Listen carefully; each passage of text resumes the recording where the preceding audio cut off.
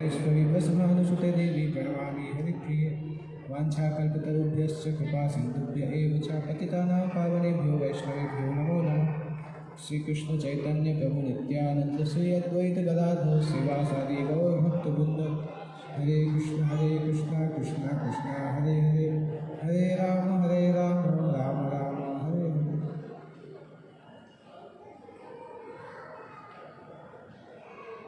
हरे कृष्णा। हरे कृष्णा। आप सब लोग हिंदी भाषा समझते हैं? जी। हिंदुस्तान के निवासी हैं तो हिंदी भाषा समझते हैं। एक्चुअली बॉलीवुड मूवी ने केवल एक ही काम ठीक किया है, लोगों को हिंदी सिखा दिया, बाकी और कुछ ठीक नहीं किया। तो आज हम भगवद गीता में से कुछ डिस्कस करेंगे। मेरी आवाज़ पीछे सुनाई दे रही है? आप लोगों को सुनाई दे रही है? सामान्यतः सब लोगों की एक इच्छा होती है स्वतंत्रता प्राप्त करने की। अभी कुछ समय पहले रिपब्लिक डे निकल के गया है, तो हर व्यक्ति चाहता है स्वतंत्र होना। सबसे पहले भारत में मुगलों ने अटैक किया, पृथ्वीराज चौहान को हराने के बाद अटैक किया। सोमनाथ मंदिर पास में ही है, वहाँ पर अटैक हुआ।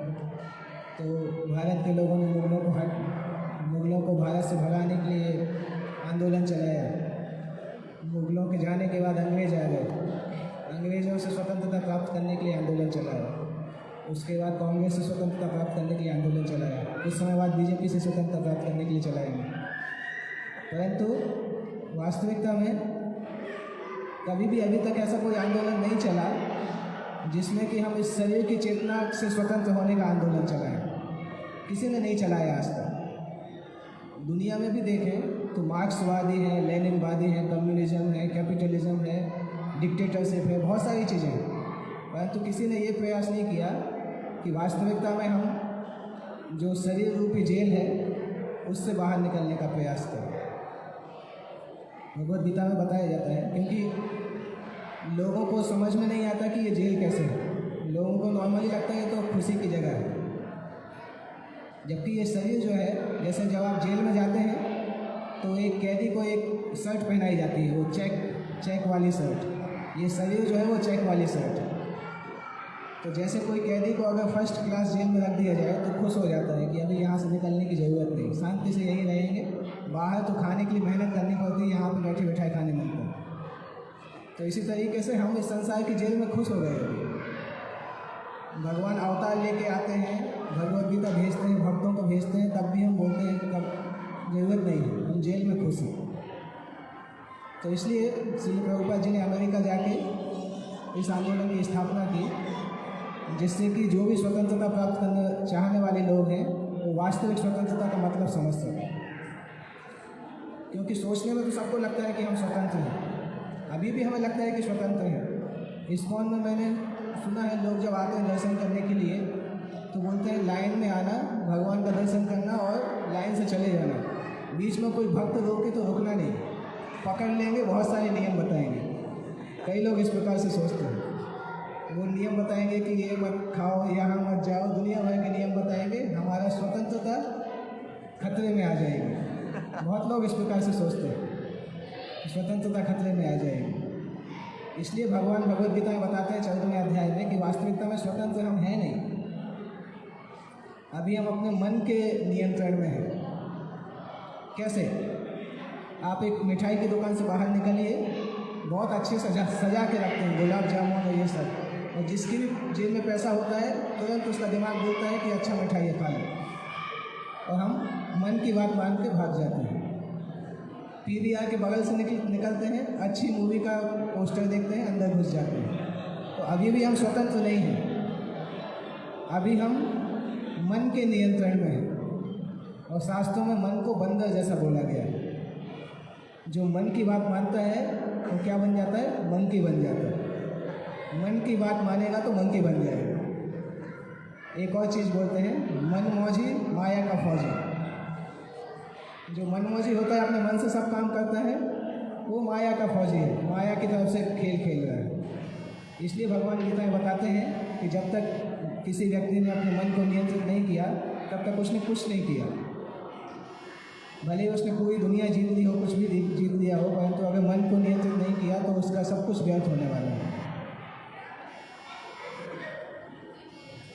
तो लोगों को सामान्यतः समझ में नहीं आता, इसलिए उनको ग्राफिकल तरीके से भगवान ने एक पूरा अध्याय बताया है। भगवद गीता का 14वां अध्याय है, उस अध्याय का नाम ही है 3 गुण, प्रकृति के 3 गुण। वो अध्याय भगवान ने इसलिए बताया कि ये पता चल सके कि हम बंधे कैसे हैं। सभी लोग बंधे हुए हैं, परंतु रस्सी ऐसी है कि हमें दिखाई नहीं दे रही, और ऐसी रस्सी है कि हम छूटना भी नहीं चाहते। कोई छुड़ाने आता है तो बोलते नहीं बंधे ही रहने दो, तुम भी यहीं बन जाओ आगे। इस प्रकार की रस्सी है। तो नॉर्मली अगर हमें कोई नॉलेज मिलता है, ज्ञान मिलता है, तब हम बंधन से छूट पाते हैं। इंग्लिश में बोला जाता है नॉलेज लीड्स टू लिबरेशन। कैसे समझ सकते हैं कि कोई भी ज्ञान मिलने से हमें सुख प्राप्त होता है? ये कैसे समझ सकते हैं? एक सिंपल उदाहरण है, वो उदाहरण मुझे कई बार अच्छा लगता है कि सपोज मुझे बहुत प्यास लगी है, बहुत ज़ोर से प्यास लगी है, यहाँ पे पानी का गिलास रखा भी है भरा हुआ, और जैसे ही मैं पानी पीने जाता हूँ तो कोई बोलता है उस पानी में जहर है। जैसे ही मुझे पता चलेगा कि पानी में जहर है, कितना भी प्यास लगा हो, हाथ जाता हुआ रुक जाएगा। तो जैसे ही हमें ज्ञान प्राप्त होता है तो हम वास्तविक स्थिति समझते हैं और सुख प्राप्त करते हैं। ये दोनों चीज़ एक साथ जानी जाती हैं। इसलिए अज्ञानता जो है वो इंग्लिश में क्या बोलते हैं उसको, इग्नोरेंस इज ब्लिस। कि जो व्यक्ति अज्ञानी होता है वो मज़े में रहता है। जैसे एक बार एक IIT का स्टूडेंट था, IIT मुंबई का एक स्टूडेंट था, तो वहाँ पे हमारे एक भक्त क्लास देने गए थे। तो मुंबई के अपने हॉस्टल में वो बैठा था, तो उसने भक्त को देख के बोला बातचीत करते हुए, देखो ये कुत्ता कितना अच्छा है। वहीं पे कुत्ता था एक, तो भक्त ने पूछा तुम IIT में पढ़ रहे, तुम बोल रहे कुत्ता अच्छा है, तुम्हारा जीवन कितना अच्छा है कुत्ते से? तो उसने बोला देखो कुत्ते को शांति से सोने मिलता है, खाने मिलता है, और IIT का एग्ज़ाम भी नहीं देना पड़ता। तो ये कुत्ता मुझसे अच्छा है। तो बहुत लोग सोचते हैं अज्ञानता के कारण कि मनुष्य से ज़्यादा अच्छा तो जानवरों का काम है, कम से कम 10 घंटे 12 घंटे काम तो नहीं करना पड़ता है, रोटी कोई भी फेंक देता है, मिल जाता है। ये सब अज्ञानता की बात है, क्योंकि शास्त्र बताते हैं कि 84 लाख योनियों में मनुष्य का जन्म बहुत मुश्किल से मिलता है, और जिसको मिला है उसका गारंटी नहीं कि अगली बार मिलने वाला है। हम सबको मिल गया तो अभी समझ में नहीं आता कैसे मिल गया, इसलिए उसको वेस्ट करते हैं। परंतु मनुष्य जीवन इतने कम लोगों को मिलता है, जैसे फॉर एग्जाम्पल इस कमरे के अंदर ही इतने सारे बैक्टीरिया हैं हवा में, जितना पूरे संसार में मनुष्य नहीं होंगे। समझ सकते हैं ये कि बैक्टीरिया बहुत छोटे होते हैं। जब सूरज की रोशनी आती है तो आप देखेंगे छोटे छोटे कण दिखाई देते हैं, उस तरीके के बैक्टीरिया होते हैं। तो केवल इस कमरे में इतने बैक्टीरिया होंगे कि मनुष्य उतने नहीं होंगे पूरे संसार में। तो हम समझ सकते हैं मनुष्य प्राणी कितने, मनुष्य जाति कितनी दुर्लभ है, इतनी आसानी से नहीं मिलती। और जब इतनी आसानी से नहीं मिलती है तो उतनी आसानी से गंवाना भी नहीं चाहिए। इसलिए भगवद गीता में भगवान अध्याय 14 में एक श्लोक है, 4 श्लोक हैं एक्चुअली, उसमें से हम डिस्कस करेंगे कि अध्याय 14 श्लोक संख्या 5।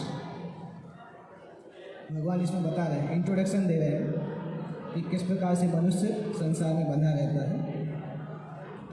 सत्वं रजस्तम इति गुणा प्रकृति संभवा निबद्धन्ति महाबाहो देहे देहिनमव्ययम्। भगवान बता रहे हैं सत्वम रजस तम इति गुणा प्रकृति संभवा। गुणा का मतलब होता है, गुण का मतलब प्रकृति भी होता है, गुण का एक और मतलब होता है, कोई बता सकते हैं? क्वालिटीज। हाँ क्वालिटीज। हाँ, गुण का मतलब क्वालिटी होता है, उसके अलावा भी एक और मतलब होता है। गुण का मतलब होता है रस्सी। सुना है कभी? आप में से उत्तर प्रदेश से कोई है, उत्तर प्रदेश से बिहार से जो होंगे उन्होंने सुना होगा शायद। वहाँ पे लोकल भाषा में गुण का मतलब रस्सी बोला जाता है। कभी जब कुएं से पानी खींचते बोलते हैं तो वो गुण का यूज़ करते हैं उस शब्द का। तो गुण का मतलब रस्सी होता है, और गुण का मतलब क्वालिटीज़ भी होता है। तो 3 गुण का टेक्निकली मीनिंग है जो गीता में यूज़ किया गया है। 3 रस्सी हैं, एक सोने की रस्सी है, एक चांदी की रस्सी है, एक लोहे की रस्सी है। सपोज आपको बोला जाए कि आपको 3 में से एक रस्सी चूज़ करनी है, उस रस्सी से आपको बांधा जाएगा। तो सोने की रस्सी से बंधना चाहेंगे कि चांदी की रस्सी से बंधना चाहेंगे कि लोहे की रस्सी से बंधना चाहेंगे? कितने लोग हैं जो सोने की रस्सी से बंधना चाहेंगे? हाथ उठाइए। कितने लोग चांदी की रस्सी से बंधना चाहेंगे? कितने लोग लोहे की रस्सी से बंधना चाहेंगे? कोई नहीं। सब लोग बुद्धिमान हैं। आप लोग ऑलरेडी आप लोग भक्त हैं। नहीं तो सामान्यतः मैं कई जगह पूछता हूँ तो लोग हाथ खड़े करते हैं सोने की रस्सी से बंधना अच्छा है। उनको ये समझ में नहीं आता कि रस्सी से बंधना अपने आप में अनर्थ है, मतलब यूजलेस है। वास्तविकता में बंधना खराब है, चाहे सोने की हो, चाहे चांदी की हो, चाहे लोहे की हो। इसी तरह से सत्व गुण जो है वो सोने की रस्सी है, रजोगुण जो है वो चांदी की रस्सी है, तमोगुण जो है वो लोहे की रस्सी है।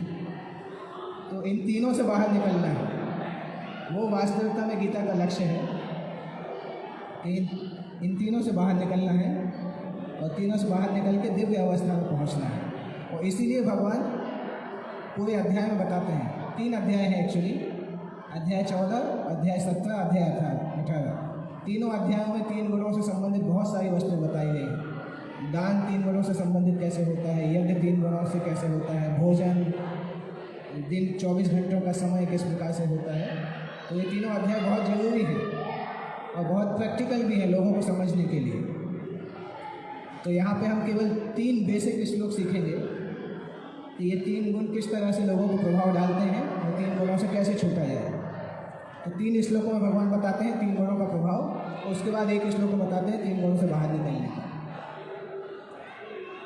तो 3 गुणों में सबसे पहले नीचे से स्टार्ट करते हैं, तमोगुण से स्टार्ट करते हैं।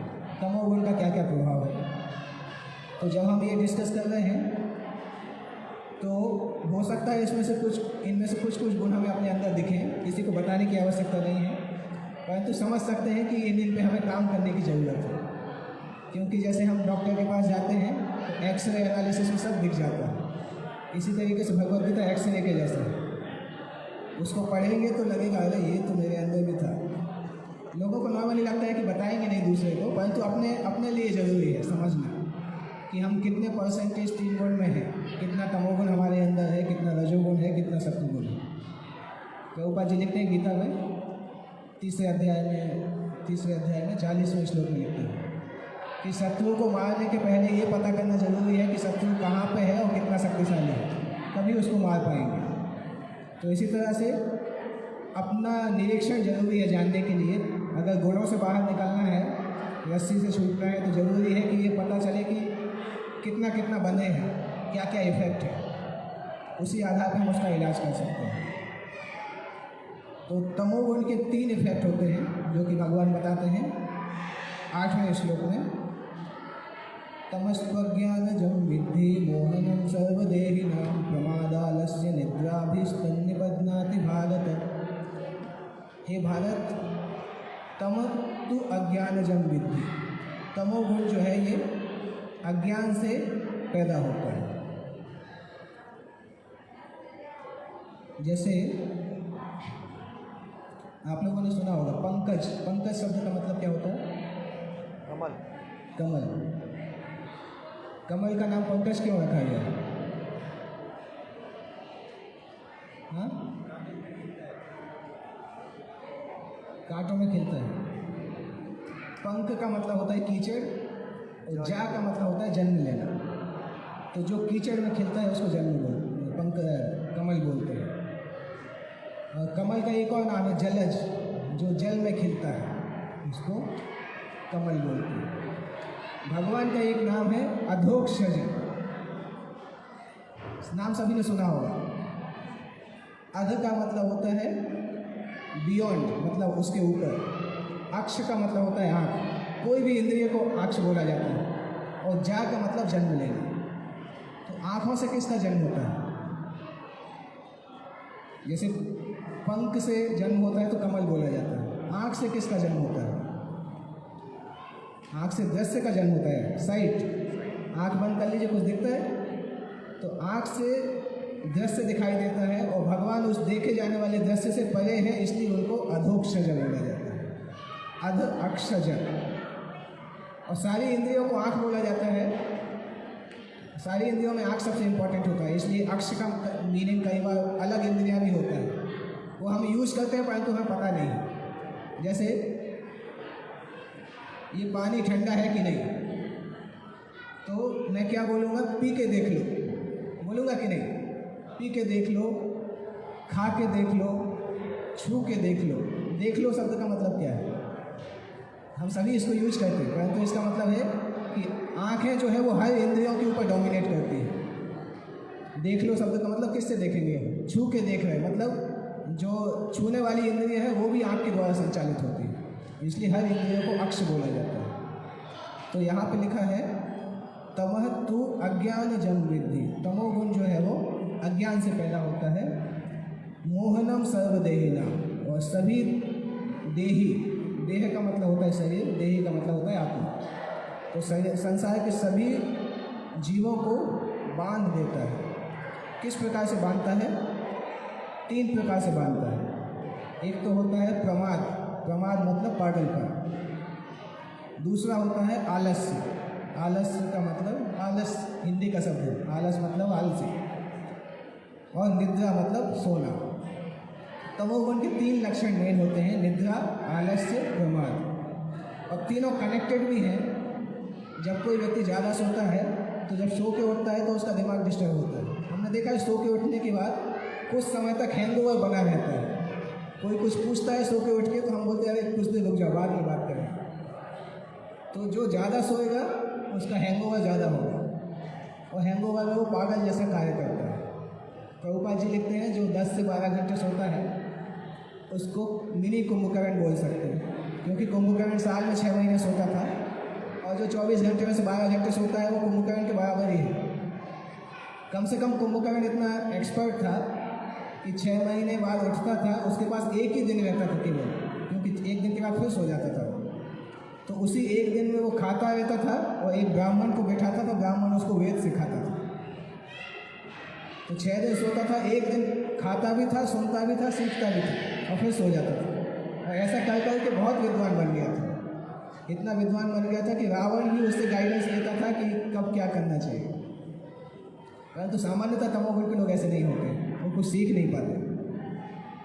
तो कोई बहुत ज़्यादा सोता है, सोने के बाद उसको आलस आता है, क्योंकि सोने के बाद फिर वो आलसी हो जाता है। जैसे आपने देखा कभी कोई बहुत ज़्यादा सोए तो उठ के वो खाना खाएगा, फिर वो थक जाएगा, फिर सोने चला जाएगा, फिर उठेगा, कभी कभी सोते सोते ही पीठ दर्द करने लगती है।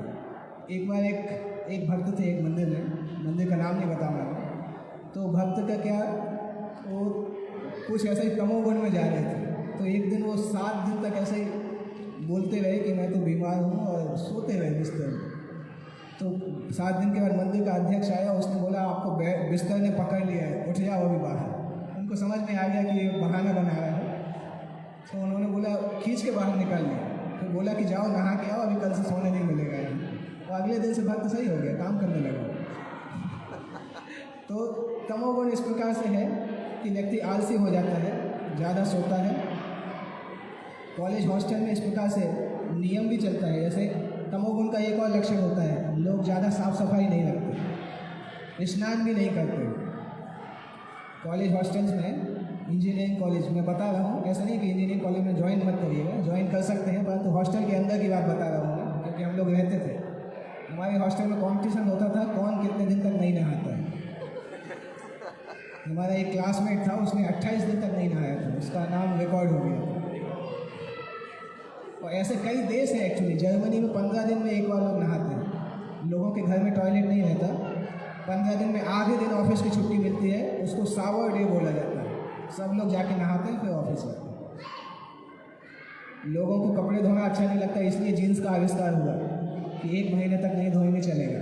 पहले धोती कुर्ता पहनते थे, हर दिन धोते थे, जीन्स में 1-2 महीने नहीं धोते हैं। डिओड्रेंट का आविष्कार इसीलिए हुआ कि नहीं नहाने के बाद भी शरीर में से स्मेल नहीं आए। तो ये सब आलस के लक्षण हैं, तमोगुण के लक्षण हैं, और लोग बोलते हैं कि फैशन का लक्षण है। ये सब तमोगुण के लक्षण हैं। ज़्यादा सोना, आलस करना, चीज़ों को पोस्टपोन करना, आज करे सो काल कर, काल करे सो परसों, जल्दी जल्दी क्यों करना है, अभी तो जीना है बस। ये सब आलसी लोगों ने बनाया है। तो ये तमोगुण के लक्षण है। आलस के कारण चीज़ों को घसीटते रहना, और आलसी लोग सुसाइड का भी बहुत जल्दी सोचते हैं। कोई भी समस्या आती है रोने लगते हैं, सुसाइड का सोचते हैं। होपलेसनेस, कोई आशा नहीं होती। जैसे कई बार किसी से बात करो, एक बार क्या था, हमारा एक यूथ सेंटर था, तो बुक डिस्ट्रीब्यूशन के लिए लोग जाते थे, गीता डिस्ट्रीब्यूट कॉलेज में बच्चों को डिस्ट्रीब्यूट करने जाते थे। तो यूथ सेंटर का जो इंचार्ज था वो भक्त एक बार क्या बोलता है, सब लोग बुक लेके खड़े हैं, वो एकदम बोलता है कि अरे कलयुग चल रहा है, कौन किताब खरीदेगा, ठीक है तुम लोग जाके देख के आओ, मैं यहीं बैठता हूँ। तो आपको लगता है कोई जाएगा? अगर कोई इंचार्ज ऐसा बोलेगा तो कोई जाएगा? कोई नहीं जाएगा। तो ये पोस्टपोन करने का लक्षण, होपलेसनेस, निराशा का लक्षण, ये सब तमोगुण में आता है। इसके बाद, और ये सब जो है इन 3 चीज़ों से निकल के आता है, निद्रा, आलस और कुमार। ज़्यादा सोना, आलस करना और पागलपन, इन 3 चीज़ों से निकल के आता है। इसके बाद भगवान बता रहे हैं दूसरा गुण, उसका नाम है रजोगुण। रजोगुण का लक्षण भगवान बताते हैं, रजो रागात्मकं विद्धि तृष्णा संग समुद्भवम् तन्निबध्नाति कौन्तेय कर्म संगेन देहिनम्। रजोगुण जो है राग आत्मकं विद्धि, रजोगुण आकांक्षाओं से प्रकट होता है। राग का मतलब इंग्लिश में अटैचमेंट बोलते हैं, हिंदी में राग, संस्कृत में आसक्ति भी बोलते हैं। और इसके 2 लक्षण हैं, संग और तृष्णा।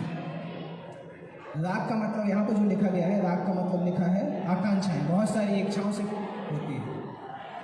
जैसे इच्छाएं को कैसे समझ सकते हैं, व्यक्ति की इच्छाएं कभी संतुष्ट नहीं होती नॉर्मली। जिसके पास, जो पैदल चलता है उसको लगता है साइकिल खरीदूंगा तो अच्छा है, साइकिल से चलने वाले को स्कूटी अच्छा लगता है, स्कूटी वाले को बाइक अच्छा लगता है, बाइक वाले को कार अच्छा लगता है, कार वाले को हेलीकॉप्टर अच्छा लगता है, और हेलीकॉप्टर वाले को एरोप्लेन अच्छा लगता है। उसके ऊपर कुछ है नहीं अभी। इसी तरह से गाँव वाले लोग शहर में आना चाहते हैं, शहर वाले मुंबई आना चाहते हैं, मुंबई वाले अमेरिका जाना चाहते हैं, अमेरिका वाले उसके ऊपर मंगल अंगल में जाके कुछ रहना चाहते हैं, क्योंकि इच्छाएं कभी ख़त्म नहीं होती। व्यक्ति की एक इच्छा पूरी होगी, तुरंत दूसरी इच्छा आ जाएगी। तो वो रजोगुण का लक्षण है। रजोगुण के लोग कभी संतुष्ट नहीं होते।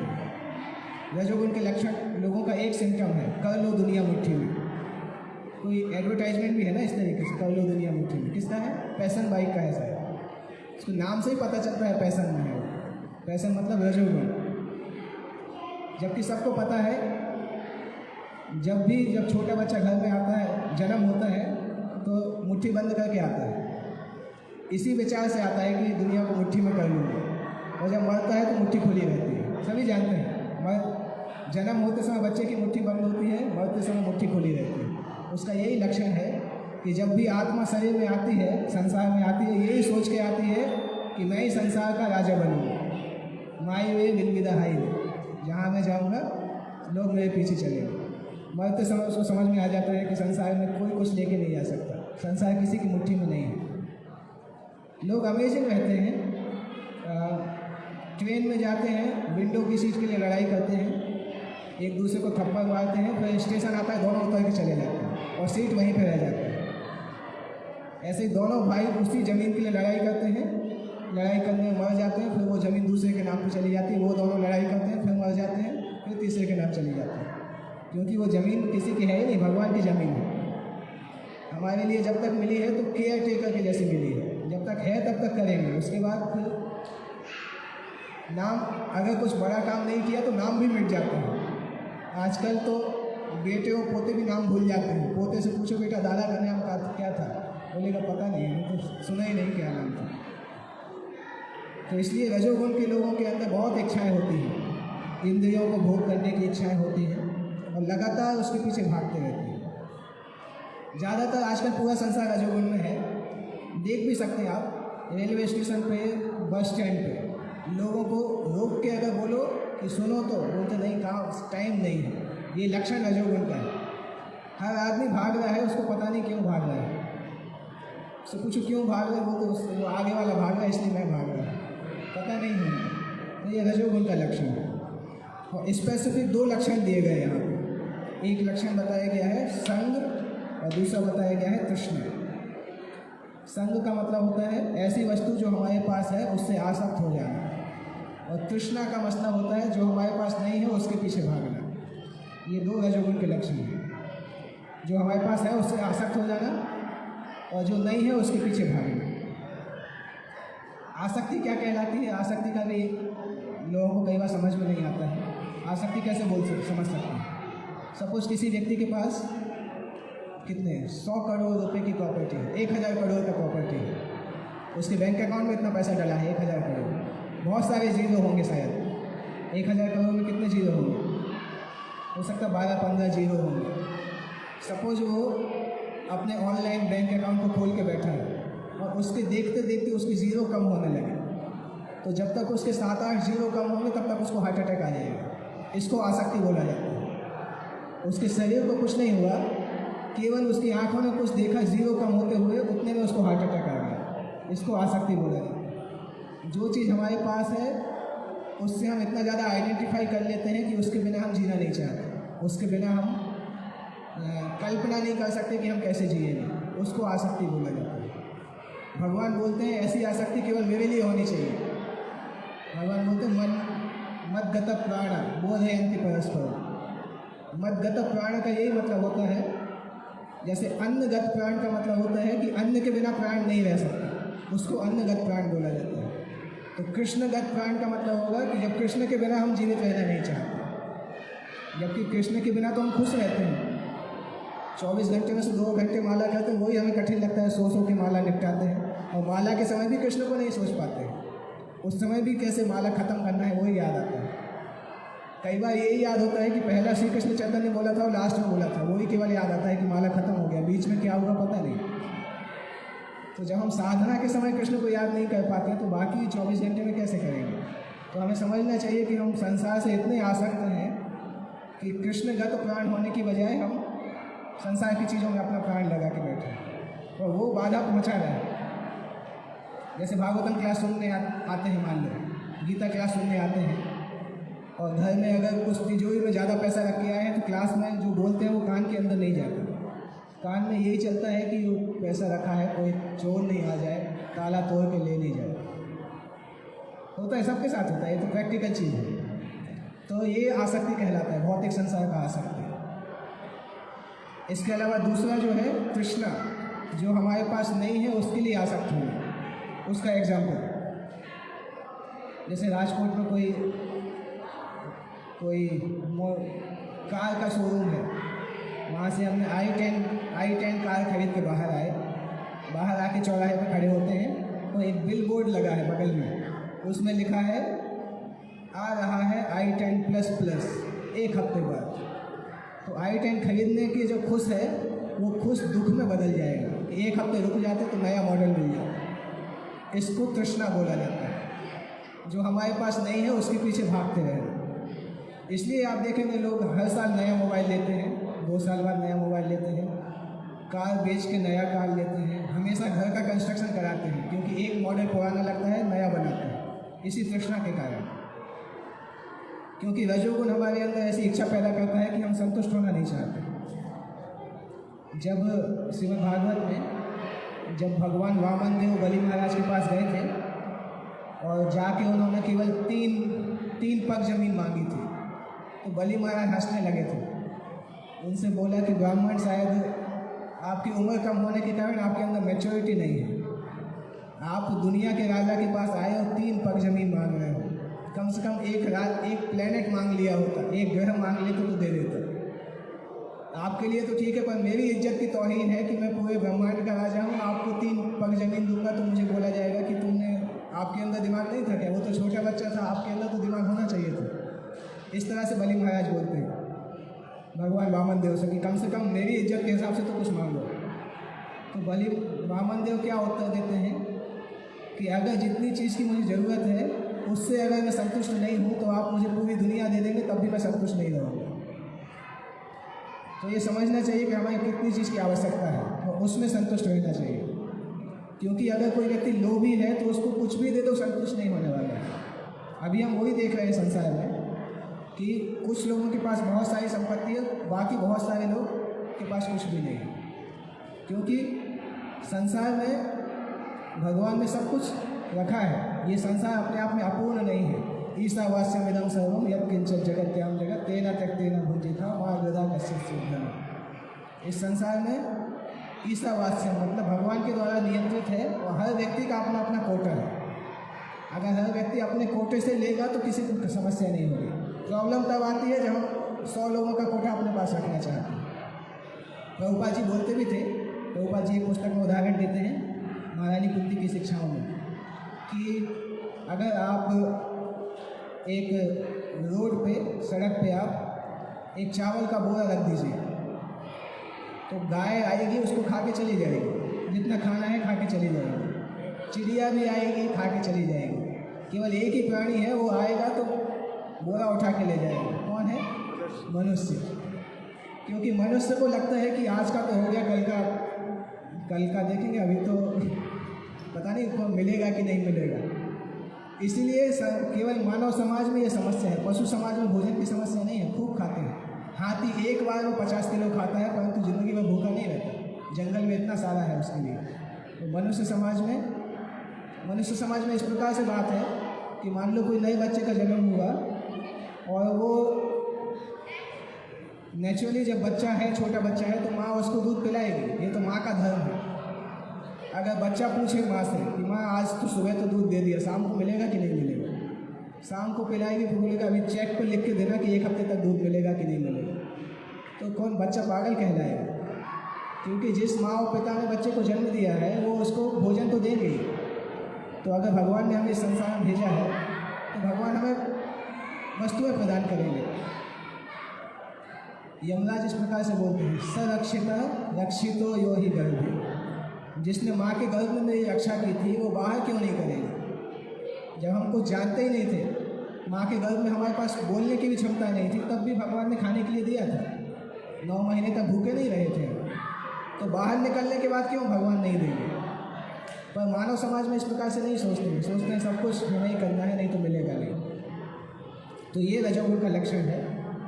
जो वस्तु हमारे पास है उससे आसक्त होना और जो वस्तु हमारे पास नहीं है उसके प्रति उसके पीछे भागना। ये 2 संस्कृत के नाम याद कर सकते हैं, संग और तृष्णा। संग मतलब आसक्ति, तृष्णा मतलब पाने की इच्छा। और प्रभुपाद जी तात्पर्य में लिखते हैं कि जितना जितना व्यक्ति के रजोगुण में वृद्धि होती है उतना वो व्यक्ति भौतिक भोग के लिए लालसा करता है। और रजोगुण का एक और लक्षण है, व्यक्ति को अपना सम्मान बढ़ाने की इच्छा होती है कि कैसे सभी लोग मुझे जाने। वो भी रजोगुण का लक्षण है कि लोगों को पता होना चाहिए। कई बार भक्तों में देखने मिलता है, बुक डिस्ट्रीब्यूशन करने गए, दूसरे दिन भगवान को अनाउंस करते हैं, किसी भक्त का नाम छूट गया तो आके पीछे से बोलता है मुझे मेरा नाम अनाउंस नहीं किया। ये एक इस प्रकार का लक्षण है कि हमें लगता है कि मेरा सम्मान होना चाहिए। जैसे एक बार परम पूज्य गौर कृष्ण महाराज जो कि श्रीमद राधा गोविंद महाराज के शिष्य थे, वो एक बार एक मंदिर में गए। तो संन्यास के जस्ट बाद एक मंदिर में गए थे, तो वहाँ पे एक भक्त उनको मिले और भक्त बोलते हैं, वो भक्त बात कर रहे थे, सामने से एक दूसरा भक्त आया। तो उस भक्त ने बोला देखो प्रभु जी, ये मेरा जूनियर भक्त है और ये मुझे प्रणाम नहीं करता। तो महाराज ने उनको उत्तर दिया कि वो जूनियर भक्त के लिए तो बहुत अच्छा संस्कार है, वो आपको प्रणाम करेगा, परंतु आपके लिए ये संस्कार है कि आप प्रणाम प्राप्त करने की इच्छा मत रखिए। क्योंकि अगर हम सम्मान की इच्छा रखेंगे और हमें कोई सम्मान नहीं करेगा तो फिर हमें फ्रस्ट्रेशन भी होगा। भागवतम में एक श्लोक आता है, आशा ही परमम दुखम नैराश्यम परमम सुखम। संसार में आशा जो है वो दुख का कारण है, और अगर आशा नहीं रखेंगे तो सुख का कारण है। और भी उदाहरण से समझ सकते हैं, जैसे हम प्रचार करके आ रहे हैं और हमें कोई आशा नहीं है, रात में 11 बजे लौटे मंदिर में, कोई आशा नहीं कि कुछ खाने मिलेगा, हम सोच रहे हैं कि केवल पानी पी के सो जाएंगे। तो उसी समय एक भक्त आता है, गुरु जी मैंने आपके लिए प्लेट बना के रखा था, तो चाहे वो खिचड़ी हो चाहे कुछ भी हो हम खुश हो जाएंगे, क्योंकि हमने आशा नहीं की थी, तो एकदम अच्छे से खाएंगे, देखो भगवान ने हमें दिया। पर अगर हम किसी से बोला है कि आज फीस्ट है मेरे लिए बचा के रखना, और हमारे आने के पहले दूसरा व्यक्ति ने प्लेट खाली कर दिया, तो गुस्सा आ जाएगा। तो केस दोनों में समान है, परंतु एक में चूँकि हमें आशा नहीं है और जो मिलता है उसको हम कृतज्ञता से स्वीकार करते हैं, और दूसरे में हमें आशा बहुत है और उस हिसाब से नहीं मिलता है। तो भगवान ने संसार ऐसा बनाया है कि अगर हम बहुत आशा करेंगे तो नहीं मिलेगा। जैसे किसी को अगर घमंड का गुब्बारा किसी के अंदर फूट रहा है, तो भगवान ऐसे लोगों को बनाते हैं जो सुई लगाते हैं उस गुब्बारे में, आपका गुब्बारा फूट जाएगा, क्योंकि वो हमारी शुद्धता के लिए ज़रूरी है। इसलिए सत्वगुण के जो लोग होते हैं वो इस प्रकार से सम्मान से अटैच नहीं होते हैं। भगवान के भक्त भी सम्मान से आसक्त नहीं होते हैं। चैतन्य चरितामृत में हम ये कहानी सुनते हैं, माधवेंद्रपुरी की कहानी। उनके लिए भगवान ने खीर चुराई थी, खीर चोरा गोपीनाथ ने उनके लिए खीर का चुराया था, और जब उनको पता चला कि भगवान ने मेरे लिए खीर चुराई है, और उनको ये भी लगा कि कल सुबह जब लोगों को पता चलेगा कि मेरे लिए खीर चुराई है तो लोग फिर मुझे सम्मान देंगे, तो वो आधी रात में ही छोड़ के चले गए, जगन्नाथपुरी चले गए। और वहाँ पे चैतन्य चरितामृत में लिखा है कि गोपीनाथ ने उनके लिए खीर चुराई, उससे उनकी इतनी ज़्यादा प्रसिद्धि हुई कि उनके जगन्नाथपुरी पहुँचने के पहले लोगों को पता चल गया कि यही माधवेंद्रपुरी है जिनके लिए गोपीनाथ ने खीर चुराई थी। तो वो अपनी प्रसिद्धि से भाग रहे थे और प्रसिद्धि उनके पीछे पीछे भाग रही थी। हमारे केस में क्या होता है, हम प्रसिद्धि के पीछे भागते हैं, प्रसिद्धि हमसे दूर भागती है। तो ये संसार इसी प्रकार से डिजाइन किया गया है कि हम अगर पीछे भागेंगे तो नहीं मिलेगा। तो हमें किसके पीछे भागना है? गुरु के पीछे और कृष्ण के पीछे, बस उन्हीं के पीछे भागना है। बाकी और कोई चीज़ से मतलब नहीं है। बाकी कोई चीज़ मिले नहीं मिले कोई ज़्यादा इम्पोर्टेंट नहीं है, परंतु अगर कृष्ण हमें मिल जाएंगे तो संसार की सारी चीज़ मिल जाएगी। तो इसलिए रजोगुण के बाद फिर आता है एक दूसरा, पहला लक्षण सत्वगुण का लक्षण, तत्व सत्वं निर्मलत्वात् प्रकाशकमनामयं सुख संगेन बध्नाति ज्ञान संगेन चानघ। सत्वगुण का लक्षण होता है दो लक्षण, पहला लक्षण है सुख और दूसरा लक्षण है ज्ञान। जो सत्वगुण के लोग होते हैं वो चूँकि पाप कर्म में नहीं रहते हैं, पाप कर्म नहीं करते हैं, इसलिए वो लोग निर्मल मतलब शांत रहते हैं और प्रसन्न रहते हैं। और चूँकि उनको शास्त्रों का ज्ञान होता है, इसलिए उस ज्ञान के कारण वो सुख को प्राप्त करते हैं। तो जब ज्ञान प्राप्त होता है, ज्ञान के साथ साथ उनको सुख की प्राप्ति होती है। भारत में इस प्रकार से बहुत लोग मिलते हैं सत्वगुण में जो है, क्योंकि भारत अभी भी संस्कार भारत में बचे हुए हैं, हालांकि तेज़ी से ख़त्म होते जा रहे हैं, परंतु अभी भी संस्कार बचे हुए हैं। तो भारत में सत्वगुण के कई लोग मिलते हैं जो कि कई पीढ़ियों से इस प्रकार से अच्छे संस्कार पालन कर रहे हैं और पाप के कर्म नहीं कर रहे हैं। सत्वगुण अभी हमें सुनने में अच्छा लग रहा है कि सत्वगुण तो बहुत अच्छा है, व्यक्ति हमेशा खुश रहता है, अच्छे से चिंतन करता है, विचार उसके अच्छे होते हैं। वैसे सत्वगुण का एक लक्षण होता है कि व्यक्ति के सोचने की क्षमता एकदम स्वच्छ होती है, एकदम ठीक चीज़ सोचता है, ठीक तरीके से कार्य करता है। तो ये सत्वगुण का लक्षण होता है। तो फिर भगवान ने उसमें ऐसा क्यों लिखा कि सत्वगुण में भी आदमी बन जाता है? अगर सब कुछ अच्छा है तो बनने की क्या जरूरत है? प्रभुपाद जी लिखते हैं इसमें कि जो व्यक्ति सत्वगुण में होता है उसको ऐसा अनुभव होता है कि वो ज्ञान में आगे है और सबसे श्रेष्ठ है, और उस सुख के कारण वो बन जाता है। जैसे मैंने उदाहरण दिया था कि जो फर्स्ट क्लास जेल में रहता है वो बाहर निकलना नहीं चाहता। आजकल के नेता जो है वो फर्स्ट क्लास जेल में ही जाते हैं, इसलिए वहीं बैठ के शांति से रहते हैं, बाहर निकलना नहीं चाहते। क्योंकि फर्स्ट क्लास जेल में आपसे मेहनत काम नहीं कराया जाता है, खाने के लिए अच्छे से मिलता है, न्यूज़पेपर भी आता है, टीवी भी आता है, तो आदमी सोचता है कि यही पे रहना चाहिए। तो जो सत्वगुण के लोग होते हैं उनको संसार में पाप नहीं करने के कारण उनको इतना ज़्यादा दुख नहीं मिलता है, तो उनको ये संसार अच्छा लगता है, इसलिए वो इस संसार से बन जाते हैं। इसलिए भगवान यहाँ पे लिख रहे हैं कि सुख संगेन बदनाति ज्ञान संगेन चालना। ज्ञान और सुख के कारण वो व्यक्ति संसार के अंदर बंध जाता है, संसार से निकलना नहीं चाहता है। तो यद्यपि सत्वगुण का व्यक्ति रजोगुण और तमोगुण के व्यक्ति से अच्छा है, परंतु सत्वगुण से भी बाहर निकलना जरूरी है, क्योंकि सत्वगुण भी शुद्ध नहीं है। सत्वगुण में भी कुछ कुछ तो मिलावट रहती है इस संसार में। जैसे जो व्यक्ति सत्वगुण में है उसका ये मतलब नहीं कि वो व्यक्ति 100% सत्वगुण में है। जैसे फॉर एग्जाम्पल इस बार चुनाव में बीजेपी को कितनी सीट मिली थी? 338 कुछ ऐसे मिली थी। तो उसका ये मतलब नहीं था कि किसी और पार्टी को कोई सीट नहीं मिली। तो इसी तरह से सत्वगुण अगर किसी व्यक्ति के अंदर ज़्यादा है, हो सकता है 60% सत्वगुण होगा, परंतु 20% रजोगुण तमोगुण भी होगा। इसलिए आगे के श्लोकों में भगवान लिखते हैं कि हर व्यक्ति कभी न कभी इन गुणों के प्रभाव में होता है। कभी वो सत्वगुण में होगा, कभी रजोगुण में होगा, कभी तमोगुण में होगा। और जिस समय वो तमोगुण में है, अगर उसने ज़्यादा पाप कर लिए तो फिर उसका सत्वगुण कम हो जाएगा। तो इसलिए संसार में सत्वगुण का व्यक्ति है उसका भी पतन हो सकता है। और सामान्यतः सत्वगुण का व्यक्ति खुश होता है। शास्त्र में उसके डिस्क्रिप्शन में आता है कि सत्वगुण का जो व्यक्ति है वो खुश होता है। ऐसा नहीं कि हमेशा खुश होता है, हमेशा खुश केवल दो ही लोग हो सकते हैं, या तो वो शुद्ध भक्त हो या फिर पागल हो। बीच के लोगों में हमेशा वो नहीं होता है। शुद्ध भक्त जो है वो सांसारिक चेतना से ऊपर है, इसलिए उसको इस संसार के दुखों का असर नहीं होता है। तो पागल व्यक्ति जो है उसकी चेतना इस तरह से है ही नहीं कि वो कुछ महसूस कर सके। तो इसीलिए भगवान बताते हैं, इसी अध्याय में भगवान बताते हैं कि जो व्यक्ति लगातार मेरी भक्ति करता रहता है, कौन सा श्लोक? 26 नंबर का श्लोक है, उसमें भगवान बताते हैं कि माम चयो व्यभिचारेण भक्ति योगेन सेवते सगुणान समतीत्यैतान ब्रह्म भूयाय कल्पते। जो व्यक्ति मेरे लिए अव्यभिचारी भक्ति करता है। अव्यभिचारी भक्ति समझना बहुत जरूरी है।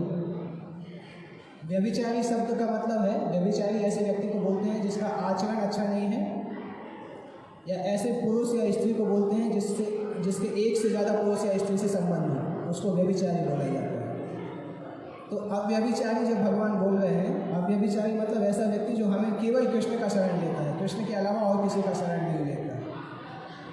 जैसे कुछ लोग होते हैं गंगा के पास जाते गंगा दास, जमुना के पास जाते जमुना दास, शनि के पास शनि के दास, मंगल के दास, शिव के दास, ब्रह्मा के दास, जहाँ जाते हैं वही उसको बड़ा बताते हैं।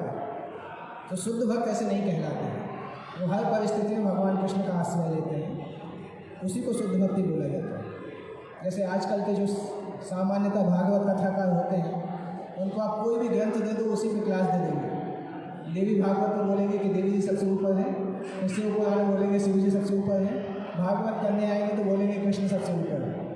तो ये लोग भक्ति नहीं कहलाती है, शुद्ध भक्ति नहीं कहलाती है, अव्यभिचारिणी भक्ति नहीं कहलाती है, क्योंकि उनके बहुत सारे मास्टर हैं। तो अगर आप कृष्ण की भक्ति कर रहे हो और आप देवताओं से भी चीज़ें मांग रहे हो, तो कृष्ण भी सोचेंगे अभी उनसे ही मांग के देख लो, मेरे पास क्यों मांग है, उनसे ही मांग के देख लो, अगर वो दे देंगे तो ठीक है। इसलिए भगवान की भक्ति में भगवान लिखते हैं कि अव्यभिचारी होना चाहिए। भगवान की भक्ति इस प्रकार से करें कि हम भगवान को समर्पण करें और हर अवस्था में भक्ति करें। ऐसा भी नहीं कि एक दिन माला किया फिर 2-3 दिन नहीं किया, फिर 1 आध दिन किया। कुछ लोग होते हैं जो वीकली माला करते हैं, हफ्ते में 1 दिन। कुछ होते हैं मंथली भी करते हैं, कुछ होते हैं जन्माष्टमी टू जन्माष्टमी करते हैं। इस प्रकार की भक्ति नहीं कहलाता है, ये काम चलाओ भक्ति कहलाती है। मैं एक बार एक स्टूडेंट से पूछ रहा था तो उसने बोला कभी कभी भक्ति करते हैं। मैंने बोला कभी कभी मतलब कब? तो उसने बोला वीकली, संडे को माला कर लेते हैं। तो उसको अव्यभिचारी भक्ति नहीं बोला जाता। भक्ति मतलब हर दिन होना चाहिए। मैंने उसको उदाहरण दिया कि कभी ऐसा होता है कि आपने एक दिन खूब खाना खा लिया फिर 3-4 दिन नहीं खाया कि 1 दिन वाला चल जाएगा, होता है कभी? नहीं हो सकता। इसी तरह से भक्ति हर दिन करना होगा, माला हर दिन करना होगा। जब व्यक्ति खाता 3 टाइम है, 1 टाइम भूल जाए तो उसका दिमाग डिस्टर्ब हो जाता है, तो फिर माला क्यों नहीं कर सकता है हर समय, या जितना भी उसने बोला है। तो भगवान बताते हैं कि मेरे लिए इस प्रकार की भक्ति करो जो हमेशा रहे और भगवान से कुछ पाने की इच्छा नहीं करनी चाहिए। वो शुद्ध भक्ति का लक्षण होता है। हालांकि भगवान से कुछ मांगेंगे तो बहुत अच्छा है, बाकी देवताओं के पास जाने की बजाय अच्छा है, परंतु सबसे अच्छा अगर बोला जाए तो भगवान को पता है कि हमारे लिए सबसे अच्छा क्या है। भगवान माता पिता के समान है, तो उनको पता है हमारे लिए सबसे अच्छा क्या है, तो जब ज़रूरत होगी तो प्रदान करेंगे।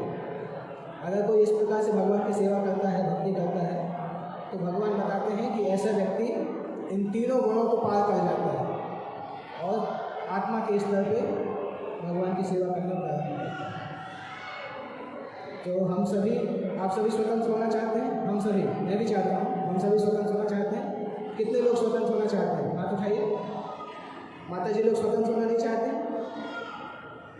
जो स्वतंत्र होना चाहते हैं दोनों हाथ उठा के एक बार मेरे पीछे बोलिए, हरे कृष्णा कृष्णा कृष्णा हरे हरे, हरे राम राम राम हरे हरे।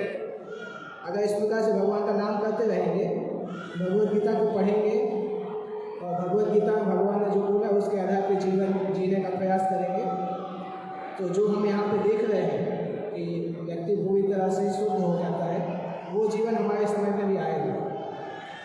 प्रभुपाद जी इस प्रकार से लिखते हैं कि जैसे आप मुझसे बात कर रहे हो, उसी प्रकार से आप भगवान से बात कर सकते हैं, और भगवान से उस प्रकार से बात करना, भगवान के साथ डांस करना, यही जीवन की सफलता है। तो ऐसा नहीं कि भगवान कोई हवा में है, उनको कैसे बात करें, क्या करें, नहीं। जब हम क्वालिफाइड होंगे तो भगवान सामने आएंगे, दर्शन देंगे, बात करेंगे, लीला भी करेंगे साथ में, परंतु क्वालिफिकेशन होना चाहिए। ऐसा नहीं कि क्वालिफिकेशन नहीं है और बोल रहे हैं, जैसे कोई यहाँ खड़े होकर बोले कि नरेंद्र मोदी यहाँ आके मुझे दर्शन दो, नहीं होगा। अपॉइंटमेंट लेना पड़ता है, सेक्रेटरी से अपॉइंटमेंट लेना पड़ता है, 2 महीने बाद जब डेट आता है उसी टाइम पे मिलने जाना पड़ता है। 10-15 मिनट लेट हो जाओ तो भगा दिया जाता है। इसी तरह से भगवान इतने बड़े हैं, संसार के सबसे बड़े पुरुष हैं, तो उनसे मिलने के लिए, उनका दर्शन प्राप्त करने के लिए अपने आप को क्वालिफाई तो करना होगा, और उस क्वालिफाई करने की पद्धति को भक्ति की क्रिया बोला जाता है। तो जो भी क्वालिफाई करेगा उसको मिलेगा, और जो नहीं करना चाहता है वो फिर बाद में करेगा, किसी और जन्म में करेगा जब भी उसका समय आएगा। तो हमें लेट लतीफ़ नहीं बनना चाहिए। ये जन्म मुश्किल से मिला है, और इस जन्म जीवन खत्म होने के पहले शुद्ध भक्ति को प्राप्त करने का लक्ष्य बनाना चाहिए। अगला जन्म किसी ने नहीं देखा, तो जितना टाइम है उतने टाइम में अगर भगवान का नाम लेंगे, शास्त्रों को पढ़ेंगे, भक्तों के साथ में रहेंगे, भगवान की सेवा करेंगे, तो मृत्यु के समय भगवान आके बोलेंगे ऑल द बेस्ट, बहुत अच्छा किया, अच्छा परफॉर्मेंस किया, अभी चलो मेरे साथ। ओके, तो यहीं पे हम एंड करते हैं। किसी को कोई प्रश्न पूछना है तो पूछ सकते हैं, कोई प्रश्न है, कोई कमेंट है तो बता सकते हैं।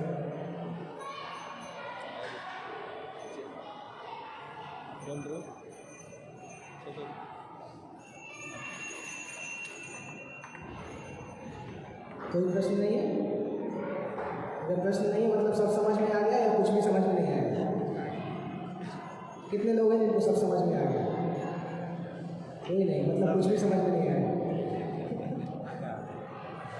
Anyway, okay. श्रीमद् भगवद गीता यथा